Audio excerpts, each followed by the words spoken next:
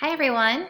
I hope you're having a good week so far. Um, Today's Tuesday. So, today I'm going to talk to you about your dystopian, like your culminating project for this dystopian unit. And it's your final project, big project of the year. Um, so, today, you're already at the first step. You're just listening to the project introduction. And then so right now what I'm going to do is I'm going to go to the project directions and go over this with you. It's linked right here, so you can click on that, but I already have it open.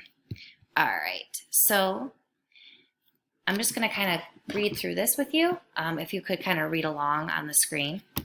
So for this project, it's inspired by the Hunger Games and your book that you're reading. You will develop your own dystopian vision. So you're going to choose one of the projects below to complete. I worked. The language arts team worked on this together. The seventh grade language arts team. We were just trying to think of something that would be really engaging for you to do, and something you would really enjoy. So we decided it might be fun for you to have a lot of choice. So I encourage you to come up with your own idea or to combine change projects from this menu, but you must get my approval for your project. So just shoot me a note if you're wondering if you're doing one of these are approved down here. But if you're changing it a little or you are doing something different, just kind of let me know. So also most of these projects should be completed individually. But if you would like to work with someone virtually on this, that is okay. Just make sure you get my approval. You can work with up to 2 other students on this. This project's worth 45 points, and you're going to be graded on your effort, your creativity, your rationale, and most importantly, the strength of your ideas that your dystopia represents. I want to make sure that you're understanding all the stuff we talked about what is a dystopia, what are the features of it, all of those things. So you will know your project is good if you need to do a lot of thinking as you complete it. So a copy of the rubric has provided for you at the last page of this document, and we'll go over that in a little bit. So some things to consider. Your dystopia project can focus on the perspective of someone in a position of power, someone fighting back against the dystopian society, or simply an average citizen. Okay? And you can focus on a key event that leads to the creation or destruction of the dystopian society, or you can just focus on an event that shows how dystopia is fully established. So just kind of think of those things as you're deciding what project you want to do. Here I've kind of given you a little timeline to help you work on your project. So today you should probably just brainstorm dystopian ideas, choose which option you're going to do. And then tomorrow you should start writing your project rationale, and I'll show you that in a minute. And then your project is due on May 26th. So you'll have the rest of the days to work on it. You're going to write in here, the project that I've chosen is blank, and I chose this project because, okay? So here are some ideas. So you could do a fictional diary, entries of a person living in your dystopia. This should be at least 500 words. So in order to check words, you would go to tools, like how many words you wrote in a document, if you don't know, and then you go to word count. Or you can just do that shortcut, and it'll tell you how many words right here that your document has, okay?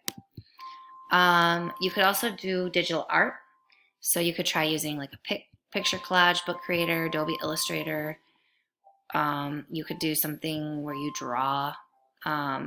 These are all available to you on your iPad under the self-service section. So you can create this digital drawing or piece of artwork representing your dystopia. Your artwork should be detailed. Remember, you have to meet all the criteria in the rubric, so you're going to have to make sure you have all of those details in place if you're drawing something. It should attempt to communicate specific aspects of your dystopia and contain some element of symbolism for your dystopia art project. You could do a painting, and if You could do a newspaper article, so where you write a fictional newspaper article describing an event in your dystopia. Again, that would be 400 words at least. You could do a photo essay where you plan and take like a series of photographs that portray or represent your dystopia. That could be really fun.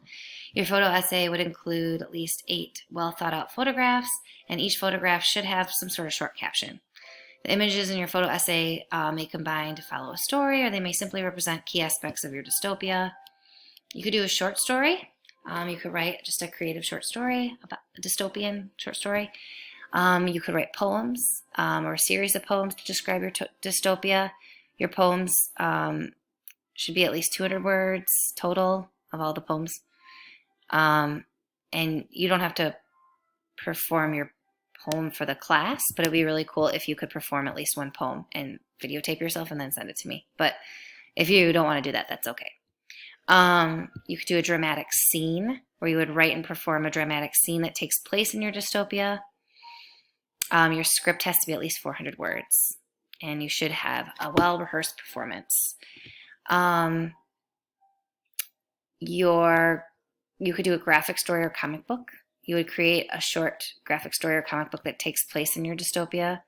Your comic book must have at least 10 panels and contain dialogue. It cannot use stick figures. You could do an illustrated timeline where you make a timeline of the key events and history of your dystopia, including its rise and possible fall. Your timeline must have at least 15 events with detailed information of each, and at least 5 of the events must be illustrated with a small drawing.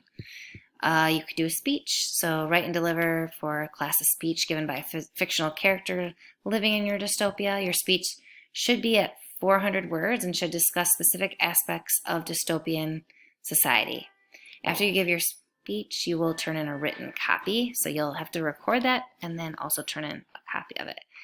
Or you could do a song or rap that describes your dystopia or tells the story of a fictional character living in your dystopia. Your song or rap lyrics must be 250 words, and you should perform it for the video, and I will watch.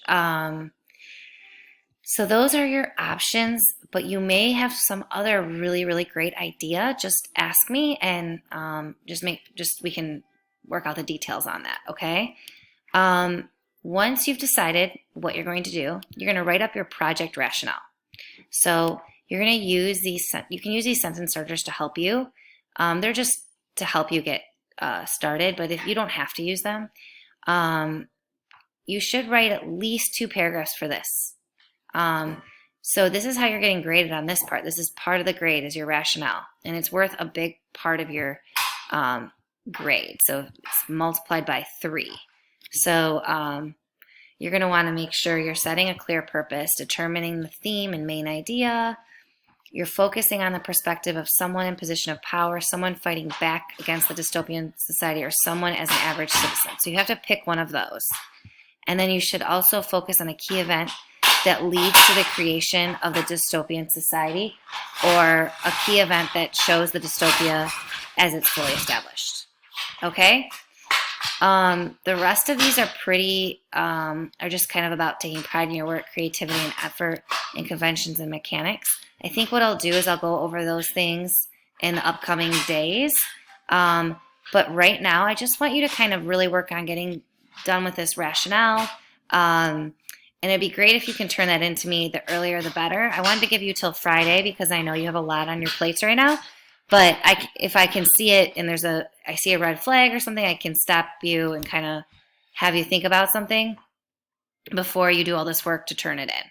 So make sure you turn in that rationale to me first before you get started, so that way you know that everything's okay. And then you'll be graded on this rubric, and it's due Tuesday. All right. So please, if you see on here on the timeline, it says ask me any questions during office hours or email. Please either email me with any questions, come to the live classes, or come to an office hour, and I will help you with this if you need help. All right. I know this is a lot to digest, so I'm going to leave you to it. Have a great day. I'll talk to you later. Bye.